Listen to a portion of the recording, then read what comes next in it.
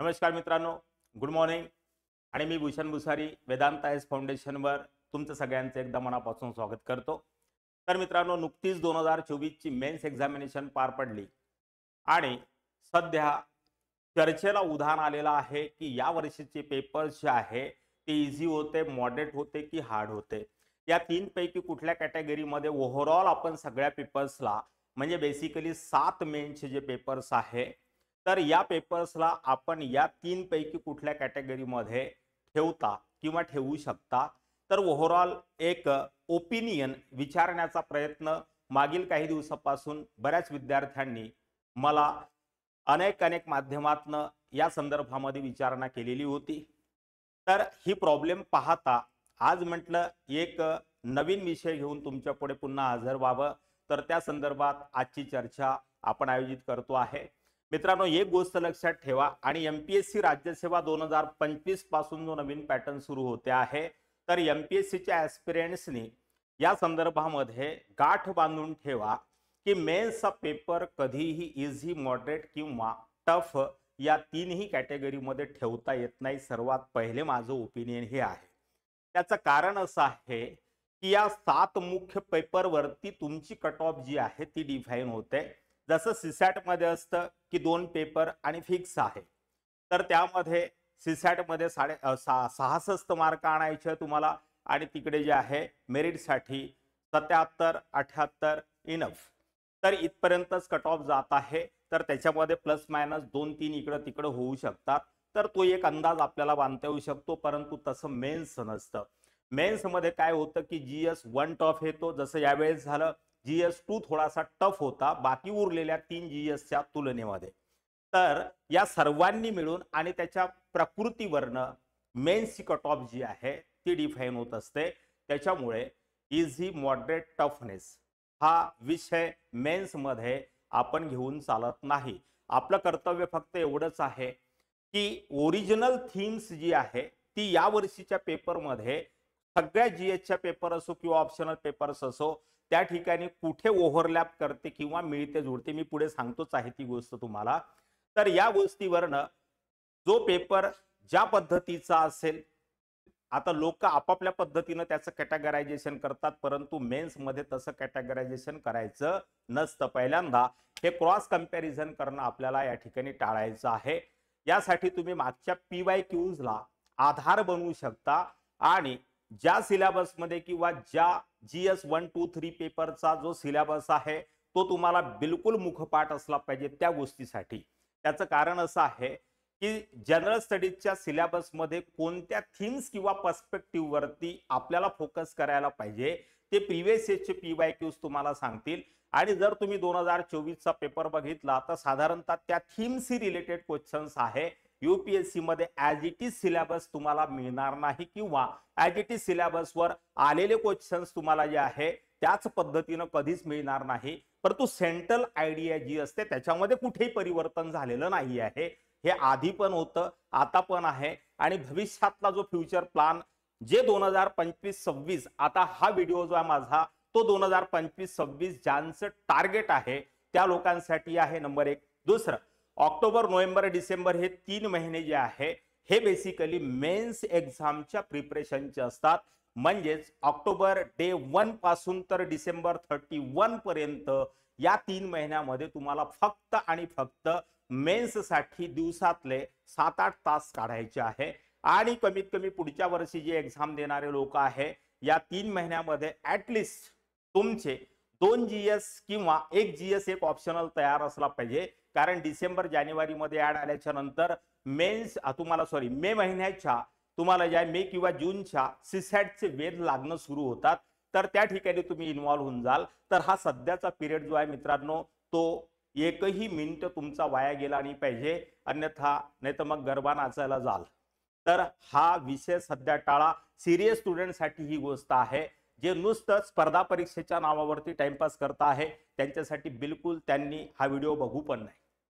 तर सर्वात महत्त्वाचा विषय असा आहे की या ठिकाणी PYQचं अनालिसिस करून आपण मेन्सच्या अनालिसिस वरती कसं जाता येईल आपल्याला त्या संदर्भातलं एक टेक्निक मी या ठिकाणी तुमच्यासाठी घेऊन आलेलो आहे. तर सर्वात आधी हे झालं मेन्स. तर या वर्षीचा पेपर कसा होता याचं उत्तर शोधण्याच्या भानगडीत बिलकुल पडायचं नाही. तर त्याचं कारणासहित चर्चा मी या ठिकाणी केलेली आहे. दुसरं, याचं प्रूफ मी तुम्हाला देण्याचा प्रयत्न या ठिकाणी करतो आहे की मेन्सच्या पेपरमध्ये किंवा मेन्सच्या परीक्षेमध्ये कधीही पेपर इझी, मॉडरेट, टफ या कॅटेगरीमध्ये का नसतो. तर विथ यूपीएससीचे जे आकडे आहे त्याचा प्रूफ घेऊन मी तुमच्या पुढे इथे प्रेझेंट करतो. बघा, 2019 मध्ये जर तुम्ही गेला तर 2019 ची कट ऑफ होती, जर पाहिलं तर 751. ठीक आहे. आता हे 751 2019 ची याना तुमची कट ऑफ आहे. नंबर दुसरा जो आहे तो आहे 2020. 2020 मध्ये जर गेला तुम्ही 736 कट ऑफ आहे. म्हणजे 14चा फरक थोडासा या ठिकाणी पडतो, परंतु तो मेनच्या पॉइंट ऑफ व्ह्यूने खूप जास्त फरक मानला जाऊ शकत नाही. त्यानंतर 2021 मध्ये जर तुम्ही गेला तर इथे 745 जनरलची कट ऑफ आहे. त्यानंतर नंबर चौथा 2022 ला जर तुम्ही गेला तर 748. म्हणजे या 2 वर्षामध्ये जवळपास हे आकडे जे आहे क्वालिफाईंगचे ते कट ऑफचे जे आहे 3 मार्काचा फरक आहे. म्हणजे 2021-22 मध्ये आपण निग्लिजिबल फरक आहे असं या ठिकाणी समजू शकतो. 2023 चा जो कट ऑफ आहे तो आहे 741. इमॅजिन करा, 7चा फरक आहे, याच्यात 3चा फरक आहे, यामध्ये तुम्हाला 10चा फरक पडतो आणि इथे तुम्हाला ऍटलीस्ट 20 मार्काचा फरक आपण समजूया. तर खूप जास्त डिफरन्स तुम्हाला या कट ऑफ मध्ये मिळणार नाही. हे 2019 ते 2023 पर्यंतची कट ऑफ आहे. त्याचा अर्थ 2024 ची कट ऑफ सुद्धा याच ॲव्हरेज रेंज मध्ये जाण्याची शक्यता नाकारता येत नाही. या आधारावर मी या डिसिजन पर्यंत पोहोचलो की या वर्षीचा पेपर जो आहे तो इझी कॅटेगरी मध्ये आहे, मॉडरेट कॅटेगरी मध्ये येतो की टफ कॅटेगरी मध्ये ठेवायचा, याबद्दल आपल्याला फायनली काहीही सांगता येऊ शकत नाही, कारण हे कट ऑफ तुमच्याशी बोलतायत. त्यामुळे इथे काय बोलायचं हा एक प्रश्न आहे. त्यामुळे याचा अर्थ असा होतो की जीएस चा पेपर न्यूट्रलाइज होतात, है ना. हे सगळे आकडे पाहिल्याच्या नंतर एक गोष्ट लक्षात येते की या 3 पैकी कोणत्याही कॅटेगरीमध्ये आपल्याला यूपीएससीचा या वर्षीचा पेपर ठेवता येत नाही. कारण जीएस चे सगळे पेपर आतापर्यंत जे झाले म्हणजे 2024 चे जे झाले ते टोटली न्यूट्रलाइज होऊन एक बेसिक कट ऑफ या ठिकाणी जे आहे पैदा होतो, त्याला आपल्याला ऍक्सेप्ट करावं लागतं. आणि याच आधारावर फ्युचर प्लॅन मेन्स एक्झामिनेशन मध्ये क्वालिफाय करण्याचा आपल्याला आपला निर्धारित करावा लागतो. आता तो निर्धारित कसा करायचा पुढच्या चरणामध्ये, पुढच्या टप्प्यावरती आपण त्याच बाबीची चर्चा या ठिकाणी करणार आहे. जसं या वर्षी जर तुम्ही बघितलं तर एथिक्सचा पेपर जर पाहिला तर पहिला पेपर किंवा सेक्शन फर्स्ट जो आहे तो ठीकठाक होता, परंतु सेक्शन बी मध्ये जर गेला तुम्ही तर याचा जीएस करून टाकला या वर्षी यूपीएससीनी. 5ही केस स्टडी जे आहे जवळपास 7-8 केस स्टडी आहे तुकड्या तुकड्यांमध्ये. या सगळ्या केस स्टडी सेक्शन बी च्या ज्या आहेत त्या जीएस करून टाकला. म्हणजे या वर्षीचं एथिक्सचं स्वरूप जे आहे एथिक्स प्लस जीएस अशा स्वरूपाचं होतं, केस स्टडी त्याला नावाला नाहीये. म्हणून डेफिनेटली या ठिकाणी काही बोलता येत नाही. अनेक लोक हे म्हणतात की पेपर इझी आला, मुलंही तेच म्हणतात पेपर इझी आला. रिझल्ट येईल तेव्हा पता चालेल, तेव्हा माहिती पडेल की पेपर इझी होता की मॉडरेट होता. त्याच्यामुळे टॉपर्स थिंकिंग हे म्हणतं की कधीही पेपरला इझी, मॉडरेट, टफ या कॅटेगरीमध्ये ठेवू नका. आपल्या आयडीटीएल पे पर्सनॅलिटी जी आहे त्या अनुषंगाने आपल्याला आपली प्रिपरेशन ऑपरेट करता आली पाहिजे, त्याचं फंक्शनिंग करता आलं पाहिजे. आणि त्याच्यासाठी आधार आहे प्रीवियस इयरची कट ऑफ, त्यानंतर प्रीवियस इयरचे तुम्हाला पेपर्स की जे यावर्षीच्या पेपर्समध्ये सुद्धा किंवा यावर्षीच्या जे मेन थीम आहे क्वेश्चन विचारण्याची पर्स्पेक्टिव्ह जो आहे यूपीएससीचा तो त्या ठिकाणी कसा सिलेबस प्लस प्रीवियस इयरच्या क्वेश्चनला ओव्हरलॅप करतो, दॅट इज द मॅटर. ठीक आहे. त्यामुळे 7ही पेपर मिळून हा कट ऑफ डिसाइड होतो. त्यामुळे एक कोणता पर्टिक्युलर पेपर कठीण होता की टफ होता हे आपल्याला निश्चित करता येऊ शकत नाही. ही गोष्ट सर्वात आधी आपल्या डोक्यामध्ये फिट करून घ्या. नंबर 5. त्यानंतर येऊया आपण समोरच्या मुद्द्यावर. आणि समोरचा मुद्दा हा आहे, जस्ट मिनिट, समोरचा मुद्दा हा आहे की आता यामध्ये जे आहे कशा पद्धतीने आपल्याला जे आहे काय करता येईल की आपल्या पेपरचा किंवा पुढच्या मी जसं थंबनेल वरती लिहिलेलं आहे, फ्युचर प्लॅन जे आहे ते या आधारावर आपल्याला कसा बनवता येऊ शकतो, तर त्याची चर्चा आपण या ठिकाणी करूया. तर पुढे मी या ठिकाणी काही PDF बनवलेले आहे, तुम्हाला लक्षात येत असेल. दोघांचेही क्रॉस कंपॅरिझन तुम्हाला दिसत असेल. याचे स्क्रीनशॉट्स तुम्हाला जे आहे माझ्या टेलिग्राम चॅनल वरती मिळून जातील. आता इकडच्या बाजूने मी UPSC मेन्स 2024 GS1 चा पेपर घेतलेला आहे. त्यानंतर रिलेटेड थीम्स अँड PYQs घेतलेले आहे. बरेच लोक PYQs करतात, टेस्ट सिरीज लावतात, काही फायदा त्याचा होत नाही. त्याचं कारण असं आहे, कारण तुम्हाला सिलेबस माहित नसतो पहिली गोष्ट. दुसरी महत्वाची गोष्ट, PYQ जेव्हा पाहतो तर हे ऑब्झर्वेशन आपल्याला थोडंफार करता येत नाही. तर हे विजन तुमचं क्लिअर झालं पाहिजे. या अनुषंगाने या ठिकाणी क्रॉस कंपॅरेटिव्हली हा टेबल या ठिकाणी तुम्हाला लक्षात घ्या. तर UPSC मेन्स 2024 ची जी परीक्षा समाप्त झाली, तर प्रिव्हियस इयरच्या पेपर्स मध्ये आणि या वर्षीच्या पेपर मध्ये विचारलेले जे बेसिक, त्याचबरोबर central theme of asking examination मध्ये जे क्वेश्चन्स तुम्हाला विचारलेले आहे, तर त्या प्रश्नांचा प्रिव्हियस इयरच्या प्रश्नांशी कोण्या ठिकाणी कशा पद्धतीने सेंट्रल जो तुम्हाला पर्स्पेक्टिव्ह आहे तो जोडला गेलेला आहे, तर त्याची आपण या ठिकाणी क्रॉस कंपॅरिझन करतो आहे. Underline the changes in the field of society and economy from the Rigvedic to the later Vedic period. हा वैदिक काळातला प्रश्न आहे, हिस्ट्रीचा प्रश्न आहे. Underline the changes in the field. Changes in the field हा शब्द आपल्यासाठी महत्वाचा आहे. सोसायटी आणि इकॉनॉमी यामध्ये कोणते चेंजेस आलेले होते हे आपल्याला विचारलेलं. आता 2023 चा पेपर बघा तुम्ही. What are the main features of Vedic society and religion. आता या ठिकाणी सोसायटी पण आहे, इथे पण सोसायटी विचारलेला आहे तुम्हाला.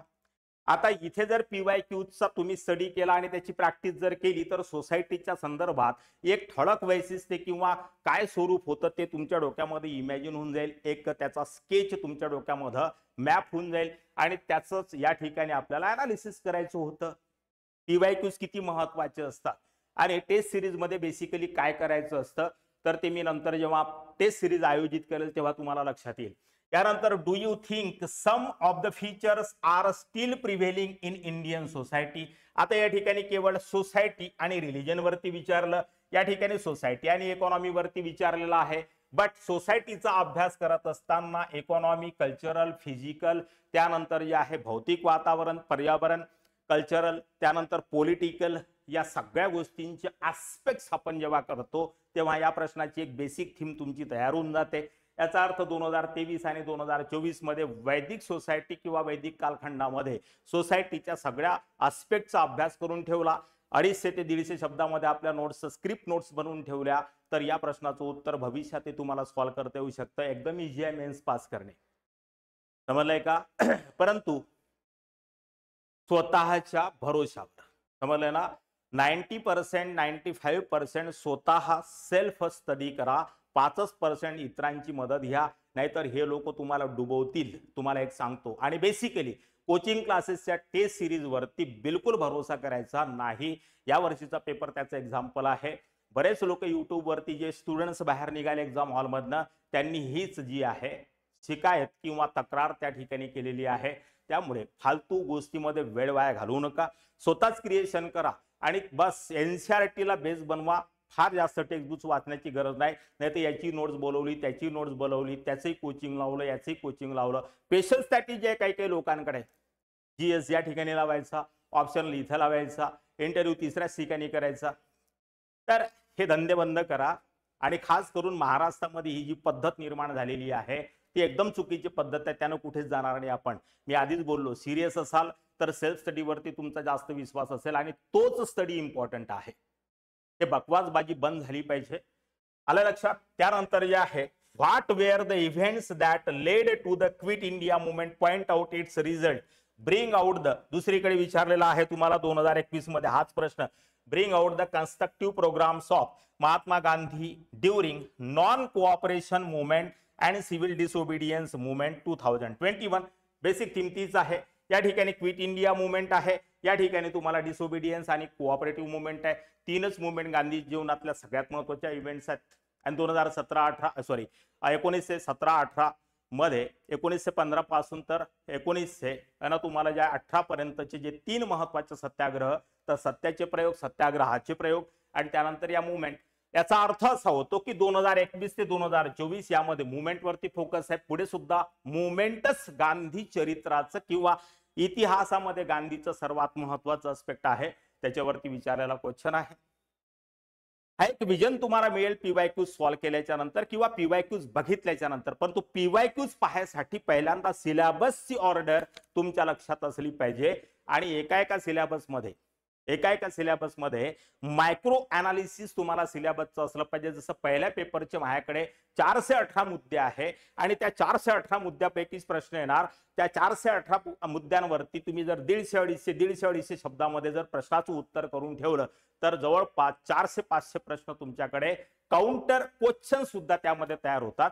415 मोठा मोठी पकडला आपण ठळकपणे आणि त्याचे 500 मुद्दे जे आहे अनालाइज करता येतात. अशा पद्धतीने GS4 ची तयारी करतो आपण. 2000 प्रश्नाचा प्रश्नसंच तुमच्याकडे निर्माण होतो. कुठे टेस्ट सिरीज लावायची गरज नाही. जर कोचिंगच्या मास्तरले एवढी अक्कल असती तर सामान्यतः IAS होणं त्याच्यासाठी इजी असतं. टीचर होणं साधी गोष्ट नाहीये. त्याच्यामुळे एक काम करा, स्वतः सेल्फ इव्हॅल्युएशन करा. सेल्फ इव्हॅल्युएशन कसं करायचं त्याच्यावरती सुद्धा एक व्हिडिओ मी जे आहे, 11 मुद्दे आहेत त्याचे, 11 पॅरामीटर्स आहेत त्याचे आणि त्या 11 पॅरामीटर्स मध्ये तुम्हाला तुमचं उत्तर सुटेबली फिट करता येतं का नाही त्या पॅटर्न मध्ये, बस झालं तुमचं मेन्स 99.99% तुमचं होऊन जाणार. फक्त एवढंच आहे, डिमांड, रिप्रेझेंटेशन आणि कंटेंट या दोन गोष्टी कशा डिलिव्हर करतो कॅन्डिडेट त्याच्यावरती यूपीएससीचा फोकस असतो. बेसिक नीड आणि बेसिक थिंक हा आहे. एसेन्स जर पाहिला तर या सगळ्या लेक्चरचा एसेन्स तो आहे की त्यातनं तुम्ही जे आहे इसेन्स कसा देता, प्रेझेंटेशन कसं करता, त्याचबरोबर कंटेंट मध्ये अकॉर्डिंग टू क्वेश्चन दम आहे की नाही. That is the most important for every experience. तर हीच गोष्ट 2025 मध्ये जे एमपीएससी देणार आहे त्यांनी सुद्धा लक्षात ठेवा. कारण एमपीएससी ची अजूनपर्यंत नवीन पॅटर्न नुसार एकही परीक्षा झालेली नाहीये, फक्त घोषणा झालेली आहे. आणि हाच यूपीएससीचा ट्रॅक तुमच्यासाठी एक मार्गदर्शक ट्रॅक म्हणून असणार आहे. त्याच्यामुळे एमपीएससीच्या विश्वामध्ये जेवढे काही महागुरू असतील तर त्यांनी सुद्धा स्वतःवरती नियंत्रण ठेवा आणि मुलांनी तर ठेवाच ठेवा. ओके, नेक्स्ट आगे चलते हैं. याच थीम वरती जर बघितलं तुम्ही तर नंतर 2016चा पेपर येतो प्रिव्हियस इयर्सचा. Discuss the role of womens in the freedom struggle especially during the Gandhian phases. 2016चा क्वेश्चन आहे. तर या ठिकाणी रोल ऑफ वुमनला मी ब्लॉक मध्ये करून ठेवलेला आहे. त्याचं कारण की हे थीम आहे, बेसिक इव्हेंट्स आहे. तर इथे आपल्याला गांधी मुवमेंटच्या संदर्भामध्ये रिलेटेड थीमच्या संदर्भात ही गोष्ट अत्यंत महत्वाची असली पाहिजे की जेव्हा गांधी चरित्रावर GS1 मध्ये प्रश्न विचारला जातो तर तो मुवमेंट आणि त्याच्यामध्ये विभिन्न जे अंग होते, महिला होत्या, त्यानंतर अधिकारी होते, ब्रिटिशांच्या कालखंडामध्ये नोकरीत असलेले नोकरदार होते, विद्यार्थी वर्ग होता, कृषक होता. कारण पहिले आंदोलन गांधीजींचे जे आहे कृषकांसाठीच होते, चंपारण, बरोबर आहे, 3 गठिया प्रणालीच्या विरोधात. तर अशा पद्धतीचे जे मेजर इव्हेंट्स आहे तेवढ्याच इव्हेंट्स वरती आपल्याला गांधीयन इरा वरती प्रश्न तयार करून ठेवायचे आहे. बाकी तुमचा अभ्यासाचा जे तुम्ही करता टोटल टॉप टू बॉटम बिलकुल नाही. एमपीएससी मेन्स मध्ये सिलेक्टिव्ह होता येतं आपल्याला, सीसॅट मध्ये नाही होता येत. जर मला कोणी विचारलं तर 60% सिलेबस मध्ये सुद्धा 100% आपल्याला मार्क्स घेऊन किंवा क्वेश्चनचा आन्सर सॉल्व्ह करता येऊ शकतं. एवढे सिलेक्शनचे किंवा या ठिकाणी सिलेक्टिव्ह होण्याचे आस्पेक्ट्स जे आहे ते यूपीएससीच्या मेन्सच्या सिलेबस मध्ये आहे. नंतर पुढे बघितलं तर चोल साम्राज्यावरती प्रश्न विचारलेला आहे. Though great Cholas are no more yet their name is still remembered with great pride because of their highest achievement in the domain of art and architecture. हा अत्यंत महत्वाचा शब्द या प्रश्नामध्ये आपल्याला 2013 मध्ये जर पाहिलं तर चोला आर्किटेक्चर पुन्हा 2013 ते 2024 या 11 वर्षामध्ये ही थीम या ठिकाणी रिपीट झालेली आहे. Represent high watermark in the evaluation of temple architecture discuss करायचं आहे. 2013 आणि 2024 क्वेश्चनची थीम जी आहे ओव्हरलॅप करताय की नाही. त्यानंतर दुसरा याच 2022 मध्ये discuss the main contribution of Gupta period and Chola period to Indian heritage and culture. आता इंडियन हेरिटेज मध्ये सुद्धा काय वाचतो आपण? आर्ट आहे, आर्किटेक्चर आहे, स्कल्पचर आहे, पेंटिंग आहे, म्युझिक आहे. तर राजेंद्र प्रथम आणि राजराजा प्रथम टेम्पल आर्किटेक्चर मध्ये बृहदेश्वर मंदिर जे राजराजा प्रथमांचं आहे, तर त्यांच्याच द्वारे या इंडियन हेरिटेज अँड कल्चरचं काय झालं? एस्टॅब्लिशमेंट झालं. बोरोबुदूरचं जे मंदिर आहे, तर शैलेंद्र शासकांच्या जमान्यामध्ये मलेशिया इंडोनेशिया पर्यंत हा धर्म जो आहे पोहोचवला. येते ना लक्षामध्ये? तर ही 2022 ची थीम होती. बेसिक जर सेंट्रल आपण आयडिया या क्वेश्चनची बघितली तर PYQचं अनालिसिस जर केलं असतं ना, तरी सुद्धा जे आहे ओव्हरऑल जे आपलं डोकं फिट होतं या सगळ्या याच्यामध्ये, तरी या वर्षी प्रश्नाचं उत्तर आपल्याला सॉल्व्ह करता आलं असतं.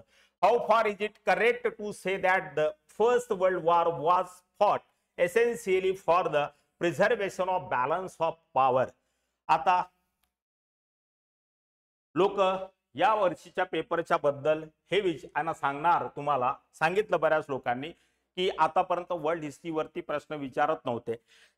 तर हे 2015, 2017, 2017 आणि 2015 मध्ये 2 क्वेश्चन्स आहे.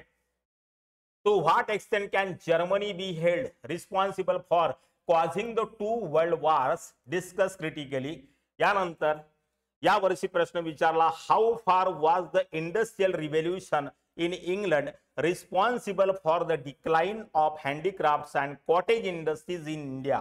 तर हे जे हँडीक्राफ्ट्स आणि कॉटेज इंडस्ट्रीज डिक्लाइन झाले होते हिंदुस्थानामध्ये, तर त्यासाठी जे आहे ब्रिटिश शासन किंवा इंग्लंडमध्ये जी ग्रीन तुम्हाला इंडस्ट्रियल रिव्होल्यूशन झालं ती कशा पद्धतीने रिस्पॉन्सिबल आहे. सेम क्वेश्चन या ठिकाणी रिपीट नाही म्हणणार आपण, परंतु सेंट्रल थीम तीच आहे. Why did the industrial revolution first occur in England? England मध्येच का पहिलं रिव्होल्यूशन झालं, industrial revolution. Discuss the quality of life of the people there during the industrialisation. How does it compare with that in India at present? तर 2015 मध्ये world history, त्यातही industrial revolution in England आणि त्याच्यानंतर जे आहे lifestyle मध्ये कशा पद्धतीचं परिवर्तन इंडस्ट्रियल रिव्होल्यूशन जे आहे इंग्लंडच्या समाजावर केलं आणि वर्तमानात भारतामध्ये त्याचा प्रभाव. 4 चेंबर आहे या प्रश्नाच्या उत्तराचे.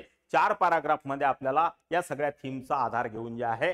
त्यानंतर जर बघितलं 2017 examine how the decline of traditional artisanal industry in colonial India crippled the rural economy. Same question आहे, शब्द बदललेले आहे. 2017 आणि 2024 येते का लक्षात? तर तेव्हा भारतामध्ये प्रत्येक घर हे उद्योग होतं आणि इंग्लंडमध्ये झालेलं इंडस्ट्रियल रिव्होल्यूशन या ठिकाणच्या डोमेस्टिक आणि कॉटेज इंडस्ट्री कुठे असणार? स्मॉल अँड कॉटेज इंडस्ट्री कुठे असणार? रूरल इंडियामध्ये. कारण नगरीकरणाची प्रक्रिया आता सुरू झाली, त्याच्यात ते जवळपास फक्त 50% पॉप्युलेशन, अजूनही 70 ते 80% लोकांचा निवास किंवा सेटलमेंट परमनंट किंवा टेम्पररीली गावामध्येच. बरोबर आहे की नाही? जितके लोक या ठिकाणी अमरावतीमध्ये शिकायला येतात तर ते दिवाळी दसऱ्याला घरीच जातात ना, की इथेच रूमवर करतात. तर या ठिकाणी शिकायला येणारा मायग्रेशन झालेला मुलगा आहे किंवा पॉप्युलेशन आहे. तर ही या गोष्ट या ठिकाणी आपल्याला काय ठेवायची, लक्षात ठेवायची गोष्ट. चला पुढे जर बघितलं, what is sea surface temperature rise, या वर्षीचा प्रश्न आहे. How does it affect the formation of tropical cyclones? ठीक आहे. The recent cyclone on the east coast of India was called Phelan. How are tropical cyclones named across the world? 2013 चा प्रश्न आहे. म्हणजे सायक्लोन ही एक मेजर थीम आहे. याच वर्षी 2014 मध्ये 2024 च्या विचारलेल्या प्रश्नाचा जर आपण कंपॅरिझन केलं तर tropical cyclones are largely confined to South China Sea, Bay of Bengal and Gulf of Mexico. Why? 2014 चा क्वेश्चन आहे. आता इथे what is sea surface temperature rise, how does it affect the formation of tropical cyclones. आता या ठिकाणी South China Sea, Bay of Bengal आणि Mexico यांचं location जर पाहिलं जिओग्राफिकली तर ते ट्रॉपिकल झोन मध्ये आहे. याचा अर्थ सेंट्रल आयडिया, सेंट्रल थीम जी आहे त्या कन्सेप्ट वरती सारे क्वेश्चन जे आहे आजूबाजूने येताना तुम्हाला दिसतात. नेक्स्ट पुढे जर बघितलं, why do large cities tend to attract more migrants than smaller towns, discuss in the light of conditions in developing countries, discuss the changes in the trends. हा 2015चा क्वेश्चन आहे, हा 2024चा क्वेश्चन आहे. Discuss the changes in the trends of labour migration within and outside India in the last 4 decades. Same theme आहे, काही problem आहे. त्यानंतर what is the phenomena of cloud burst, explain with reference to National Disaster Management Authority guidelines, discuss the measures to be adopted to mitigate the impact of the recent incidents of cloud burst in many places of Uttarakhand. 2016 चा प्रश्न आहे. आश्चर्य वाटलं असेल पाहिजे, आश्चर्यच वाटायला पाहिजे. Men's pass करणं यूपीएससीचा एकदम इजी आहे, सिरियस पोरांसाठी, टाइमपास पोरांसाठी नाही. चला नेक्स्ट जर बघितलं, याच 2024 ची जर थीम बघितली तर पुढे बघितलं, explain the mechanism and occurrence of cloud burst in the context of the Indian subcontinent, discuss 2 recent example. 2022 चा प्रश्न आहे. आणि what is the phenomena of cloud burst explain करायचं होतं या वर्षीच्या पेपरमध्ये.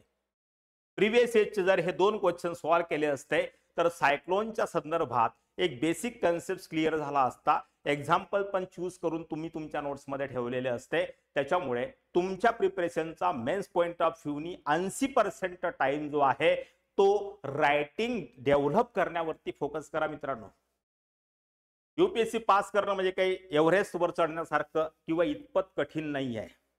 आता एवढी हिंमत सांगण्याची मी यासाठी करू शकतो, आम्ही लय धक्के खाल्लेले आहे आणि एवढ्या लाता बसलेल्या आहे या सगळ्या प्रिपरेशन मध्ये. त्याच्यामुळे आज नकोसं वाटायला लागलेलं आहे. एवढाले पुस्तकं, एवढाल्या नोट्स, एवढं मोठं क्रिटिकलनेस, काही क्रिटिकल नाही ती मी आज सांगू शकतो. कारण तेव्हा होऊ शकते माझी मॅच्युरिटी तेवढी नसायला पाहिजे किंवा मी त्या लायकीचा नाही आहे, म्हणूनच मी सिलेक्ट नाही झालो. आणि हा विजन माझ्याकडे नव्हता. मास्तरनं सांगितलं हेही करा लागते, तेही करा लागते, टॉप टू बॉटम सिलेबस करा लागते. आणि तेव्हा परीक्षेचं स्वरूपही वेगळं होतं. त्याच्यामुळे जे आहे काही गोष्टी ज्या आहे नको असताना ज्या झाल्या त्या तुमच्याकडनं होऊ नये या विद्यार्थी हिताचा दृष्टिकोन ठेवून एकदम हा एसेन्स मी तुमच्यासाठी घेऊन आलेलो आहे. 8 दिवसाचा स्टडी आहे. स्वतः सबस्क्राईब करा, चॅनलला तुम्ही शेअर करा, लाईक करा. अनेक गोष्टी अशा पद्धतीच्या मी तुमच्यासाठी भविष्यात पण घेऊन येईल. आता 15 दिवस नुसतं हेच चालवणार आहे मी, लक्षात घ्या. नेक्स्ट तुम्हाला जे आहे डिस्टिंग्विश बिटवीन जेंडर इक्वॅलिटी, याच्यावरती दरवर्षी प्रश्न असतो. Distinguish between gender equality, gender equity and women's empowerment, why is it important to take gender concern into the account in program designs and implementation. इकडे बा 2023 explain the constitutional perspective of gender justice with the help of relevant constitutional provisions and case laws. 2023 इथे सुद्धा तुम्हाला जे आहे implementation विचारलं, पण सगळ्यात महत्त्वाचं आहे gender equality, gender equity and women's empowerment या 3 शब्दांमध्ये बेसिक डिफरन्स तुम्हाला माहित असणे. इथे काय लक्षात, ज्या पद्धतीने dyarchy and dual government and dual administration या 3 शब्दांमध्ये बेसिक फरक आहे.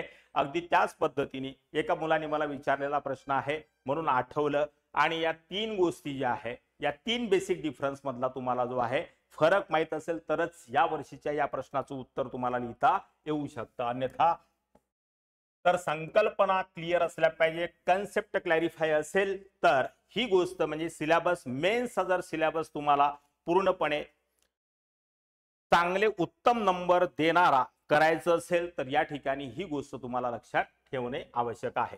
In dealing with socio economic issues of development, what kind of collaboration between government, NGOs and private sector would be most productive, हा 2024 चा प्रश्न आहे. पुढे the need for cooperation among various service sectors has been an internet component of development.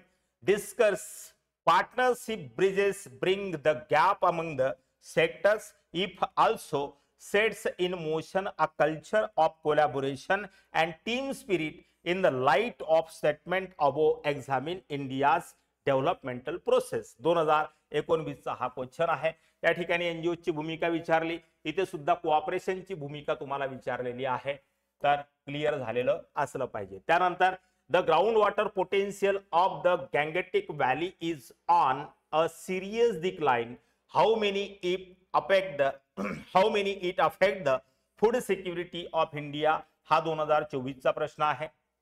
याच पद्धतीने 2023 मध्ये प्रश्न विचारला, discuss the consequences of climate change on the food security in tropical countries. आपण ट्रॉपिकल कंट्रीज मध्ये राहतो, परंतु एक प्रश्न आहे विचारला की कर्करेखेच्या उत्तरेमध्ये भारताचा अर्धा प्रदेश पडत असल्याशिवाय किंवा पडत असला तरी सुद्धा भारताच्या जलवायू किंवा क्लायमॅटिक कंडिशनला उष्णकटिबंधीय जलवायू का म्हणतात.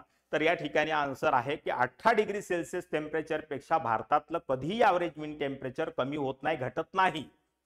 आणि ज्या ठिकाणी 18 डिग्री सेल्सिअस टेम्परेचर पेक्षा अधिक टेम्परेचर असतं त्याला तो भाग कुठेही पडो त्याला आपण काय म्हणतो, ट्रॉपिकल रिजन.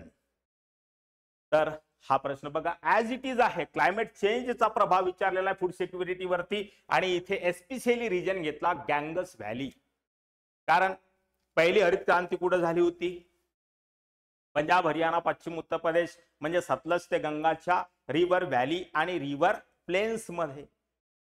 येत्या लक्षात, पंजाब हरियाणा बर्बाद, आता राहिलेलं गँगस व्हॅली सुद्धा. इथे जे आहे food security concern measures apply न झाल्यामुळे भविष्यात कशा पद्धतीने फूड सिक्युरिटी वरती प्रश्नचिन्ह उत्पन्न होतील या संबंधातला प्रश्न आहे, लक्षात ठेवा. तर एरियाज बदलेल, थीम सेंट्रल जी आहे तीच राहते, हे मला या ठिकाणी सिद्ध करायचं आहे. 2024 या वर्षीचा despite comprehensive policies for equity and social justice, underprivileged sections are not yet getting the full benefits of affirmative actions envisaged by the Constitution. Comment. Performance of welfare. 2019चा क्वेश्चन आहे. Performance of welfare schemes that are implemented for vulnerable sections is not so effective due to absence of their awareness and active involvement at all stages of policy process. Discuss. 2019चा question आहे. Same basic theme सारखीच आहे. त्याच्या पुढे 2024च्या सोबत 2023चा question जर या पद्धतीने बघितला आपण, तर development and welfare schemes for the vulnerable by its nature are discriminatory in approach. Do you agree? Give reasons for your answer. 2023चा क्वेश्चन आहे. याचा अर्थ गव्हर्नमेंट स्कीम वरती आपल्याला लक्ष ठेवलं पाहिजे.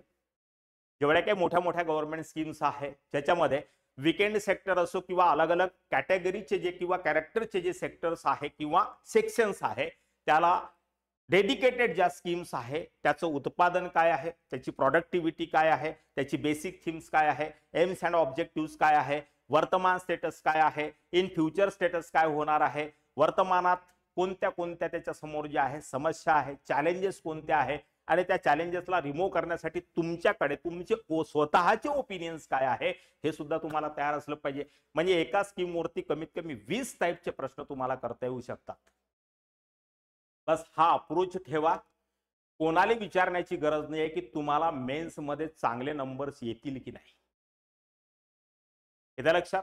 आणि फक्त प्रेझेंटेशन आणि कंटेंट, तुम्ही फक्त कंटेंट कलेक्शन वरती फोकस करता, प्रेझेंटेशन वरती फोकस करत नाही. इथे वेळ नाही. प्रेझेंटेशन साठी सेपरेट आन्सर रायटिंग स्किल कशी डेव्हलप करावी याची मी पार्ट 1, पार्ट 2, पार्ट 3 मध्ये तुमचे जे आहे लेक्चर्स घेईन, तेव्हा त्याच्यावरती बोलूया. चला नेक्स्ट जर बघितलं, globalisation has increase urban migration by skilled young unmarried women from various classes. How has this trend impacted upon their personal freedom and relationship with family? आजकाल वुमेन्स मोस्ट इम्पॉर्टंट आणि central theme झालेले आहे. प्रत्येक men's या exams मध्ये तुम्हाला जे आहे या सेक्शन वरती अधिक फोकस सध्या सुरू आहे. Discuss the positive and negative effects of globalisation on womens in India. 2015 मधला क्वेश्चन आहे. येते का लक्षात? आता बघा की ग्लोबलायझेशन मुळे काय प्रभाव झाला. ग्लोबलायझेशनचा सर्वात महत्वाचा प्रभाव जो आहे तो टेक्नॉलॉजीशी परिचय झाला. टेक्नॉलॉजीशी परिचय झाल्याच्या नंतर एज्युकेशन सेक्शन्स मध्ये ज्या बदलाव झालेत IT सेक्टर्स ओपन झालं, मल्टीनॅशनल बँकिंग तुम्हाला जे आहे ओपन झालं, यामध्ये महिलांच्या भूमिका किंवा वुमन एम्पॉवरमेंटसाठी जे प्रयत्न केले, तर सामाजिक विचारसरणी सुद्धा वर्तमानात बदललेली आहे. ऑब्वियस आहे की स्त्रिया सुद्धा त्याचा फायदा उचलतील. तर या ग्लोबलायझेशनचा इम्पॅक्ट आता या ठिकाणी 2024 मध्ये जे विचारलं की स्किल्ड म्हणजेच काय ग्लोबलायझेशन, यंग वर्किंग फोर्स कोणता असणार आहे, बुडा थोडी असणार आहे किंवा लहान लेकरं थोडी असणार आहे, बरोबर. आणि वुमन, एस्पेशली वुमन वरती फोकस केलेला आहे. इथे सुद्धा वुमन वरती फोकस केलेला आहे. जवळपास दोन्ही प्रश्नाची थीम बिलकुल सिमिलर आहे. जमलं का नाही, है ना. आता इथे डिटेल्ड फंक्शन केलेलं आहे. इथे एक ग्लोबलायझेशनची कन्सेप्ट घेऊन तुम्हाला ग्लोबलायझेशन ऑन वुमेन इफेक्ट विचारलेला. याचा अर्थ भविष्यात या ट्रेंडला UPSC सोडणार नाही. याच्यावरनं पुढच्या वर्षी एक्झाम जे देणारे आहेत त्यांनी आपली रणनीती ठरवण्यासाठी अशा पद्धतीचं क्रॉस कंपॅरिझन एक तुम्हाला फेवरेबल आणि फायदेशीर ठरू शकतं. त्याच्यासाठी हे लेक्चर आहे. समोर what is regional डिस्पॅरिटी, how does it differ from diversity, है ना. रिजनल डिस्पॅरिटी ही जी आहे डिफर फ्रॉम डायव्हर्सिटी पासून कशा पद्धतीने भिन्न आहे. डिस्पॅरिटीनी आक्रमकता वाढते, डायव्हर्सिटीनी सामाजिक सलोखा वाढतो. ज्यालाच आपण पूर्वी उर्दू भाषेमध्ये गंगा जमुनी तहजीब म्हणायचो. येत्या लक्षामध्ये, हा हे दोन स्टेटमेंट जरी वरत लिहिले असते आणि उत्तराची सुरुवात केली असती ना, मजा आली असती. चला त्यानंतर how serious is the issue of regional डिस्पॅरिटी in India, what is the basics. आता हा 2024 चा फार उत्तम आणि खूप मजेशीर प्रश्न विचारलेला होता. What is the basis of regionalism, is it that unequal distribution of benefits of development on a regional basis eventually promotes regionalism. Substantiate your answer. 2016 same आणि थीम वरती ऑर्गनाइज झालेला प्रश्न आहे. हा झाला पहिला प्रश्न, म्हणजे पहिला पेपर तुमचा हा आहे GS2 चा. तर इथे मला जर मी पूर्ण 4ही पेपर घेतो आणि ऑप्शनल घेतो तर कमीत कमी 8-10 तासाचं सेशन होऊन जाईल मित्रांनो. तर इथे एक पेपर मी डिस्कस करण्याचं सगळ्यात महत्त्वाचं कारण आणि या बाकीच्या PDF मी तुम्हाला सोडून देईल, तर तुम्हालाही या विजन नुसार त्याचं क्रॉस चेकिंग करता येतं. येतं लक्षात. एक GS2 चा पेपर घेऊन घेऊया. पहिला question, examine the need for electoral reforms as suggested by various committees with particular reference to one nation one election principle. आता लोकांना असं वाटतं की सध्या सरकारने वन नेशन वन इलेक्शनची चर्चा केलेली आहे सुरू, त्याच्यामुळे हा करंट इव्हेंटचा प्रश्न आहे. परंतु याच्या पहिले सुद्धा सिमिलर अशाच बेसिस वरती, याच थीम वरती, याच कन्सेप्ट वरती UPSC ने अनेकदा प्रश्न विचारलेले आहे. Enhance the equality of democracy in India, the election commission of India has propose electoral reforms in 2016. What are the suggested reforms and how far are they significant to make democracy successful? 2017 चा question आहे. त्यानंतर पुढे गेला, simultaneous election to the Lok Sabha and the state assemblies will limit the amount of time and money spent in electioneering, but it will reduce the government's accountability to the people. Discuss 2017. इथे तर तेच सरकार वर्तमानात तेच सांगते तुम्हाला आणि या प्रश्नाच्या उत्तरामध्ये सुद्धा तेच लिहून आले असणार तुम्ही. परंतु तुम्ही विसरले की 2017 मध्ये सुद्धा 5-7 वर्षाच्या पहिले UPSC ने या ठिकाणी विचारलं की गव्हर्नमेंट अकाउंटेबिलिटी समाप्त होईल का. म्हणजेच काय, 2017 ते 2024 या 7 वर्षामध्ये UPSC चा या संदर्भात या विषयावर प्रश्न विचारण्याचा विजन जो आहे तो फार जास्त चेंजेस झालेला नाहीये. परंतु 2017च्या या कंटेक्स्ट मध्ये 2024च्या या प्रश्नाचं उत्तर जे आहे ते लपलेलं होतं. येतं का लक्षात. आता इथे सुद्धा तीच गोष्ट आहे. Examine the need for electoral reforms as suggested by various committees with particular reference to the one nation and one election principle. इथे सुद्धा हीच गोष्ट तुम्हाला लिहायची होती की reduce the government accountability to the people. हे एक भय आहे वन नेशन वन इलेक्शन मध्ये. या 2017तल्या क्वेश्चनची लाईन उत्तरामध्ये लिहायची होती तुम्हाला. एकदम फायनल इव्हॅल्युएशन झालं असतं तुमच्या प्रश्नाच्या उत्तराचं. खूप सारं डिस्कस करण्यासारखं आहे, इच्छा पण आहे माझी, परंतु युट्यूबवर 10 मिनिटाच्या वर तर तुम्ही लेक्चर पाहत नाही. कारण का तुम्हाला तिकडे जे आहे हजारो कोटी रुपयाचे चहाचे आणि सोन्याचे जहाज आपले डुबत असतात. हा सडक्या रील, सडक्या लोकांचे लॉक्स हे पाहू आपण, है ना. त्याच्यामुळे जे आहे इथे मी थांबवतो आणि या पीडीएफ मी तुम्हाला टेलिग्रामला सोडतो आहे. क्रॉस कंपॅरिझन मेन थीम तीच आहे जी आतापर्यंत मी 30-40 मिनिटाच्या लेक्चरमध्ये बोललेलो आहे. तर भेटूया आन्सर रायटिंग चा एक महत्वपूर्ण व्हिडिओ तुमच्यासाठी घेऊन, ज्याच्यावरती खूप सारी बकवासबाजी, हवाबाजी जगामध्ये सुरू आहे आणि अनेक महाभाग आहे जे आन्सर रायटिंग आहे. डे 1 पासून आन्सर रायटिंग करावं लागतं आणि खूप कठीण असतं. हा धंदा बंद करा. कलेक्टर होणार, कमिशनर होणार, 20 लाख लोकांचं नेतृत्व करणार आणि अशा लोकांनी तुम्ही प्रभावित होणार. याच्यापेक्षा आणखी दुर्भाग्य कोणतंच असू शकत नाही. त्याच्यामुळे नेक्स्ट व्हिडिओ घेऊन येणार. आपल्याला इंडिपेंडेंट व्हायचं आहे. मला स्वतःला तुम्हाला इंडिपेंडेंट करायचं आहे. तुम्हालाच तुमचा रस्ता शोधता आला पाहिजे. इथपर्यंत ताकदवर तुम्ही झाले पाहिजे. यूपीएससीला जात असताना पर्यंतचा टाइम मला तुम्हाला माझ्यावरती डिपेंडेंट नाही ठेवायचा आहे. हा सर्वात मोठा मोठो आहे आणि म्हणून एवढी मेहनत करून तुमच्यासाठी सारे फॅक्ट्स अँड फिगर्स आणि या सगळ्या गोष्टी घेऊन येतो मित्रांनो. तर सबस्क्राईब करा, लाईक करा, शेअर करा. तोपर्यंत थँक्यू, धन्यवाद, जय हिंद.